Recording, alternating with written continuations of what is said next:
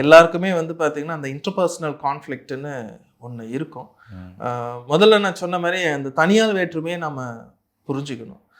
நம்மளுடைய இது நான் சில அசைன்மெண்ட்லாம் கொடுப்பேன். What is your expectations on this மேரேஜ்னு அவங்க எழுதணும். அதில் நம்ம பார்த்தீங்கன்னா சில நேரத்தில் வந்து அவ்வளோ ஃபேண்டஸியாக இருக்கும். என்னை வந்து எப்போவுமே என்னை பார்த்துக்கணும், உடம்பு சரியில்லை அப்படின்னா 24/7 பக்கத்துலேயே இருக்கணும். இதெல்லாம் எங்கேருந்து எடுக்கிறாங்கன்னு தெரியல இந்த ரெஃபரன்ஸ் எல்லாம். ஸோ இதெல்லாம் கொஞ்சம் அவங்க எக்ஸ்பெக்டேஷன்ஸ் வந்து எது ரியல், எது ஃபேக் ஆர் எது ரீலுன்றதெல்லாம் நம்ம பார்த்து அதை ப்ராசஸ் பண்ணோம் அப்படின்னா நல்லாயிருக்கும்.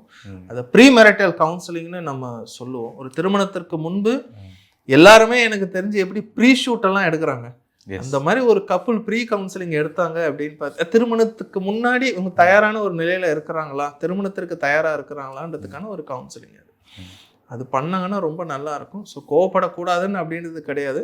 ஒரு ரிலேஷன்ஷிப்பில் போகிறீங்கன்னா நல்லா தெரிஞ்சுக்கிங்க, it is not like husband and wife. இந்த சைடில் ஒரு 500 பேர் இருப்பாங்க, அந்த சைடில் ஒரு 500 பேர் இருப்பாங்க. ஒருவேளை உங்கள் 2 பேருக்குள்ளே டிவோர்ஸ் ஆர் செப்பரேஷன் இருந்துச்சுன்னா நினச்சிக்கிங்க, இட் இஸ் ஹைலி கண்டேஜியஸ். உங்களை சுற்றி இருக்கிற சின்ன பீப்புள் வரையும் அந்த அக்கா கூட டிவோர்ஸ் தானே, அந்த அண்ணா கூட டிவோர்ஸ் தானே, அந்த மாமா கூட டிவோர்ஸ் தானேன்னு சொல்லியே அவங்களுமே ஒரு ரிலேஷன்ஷிப்பில் வந்து பாதுகாப்பாக உணர மாட்டாங்க.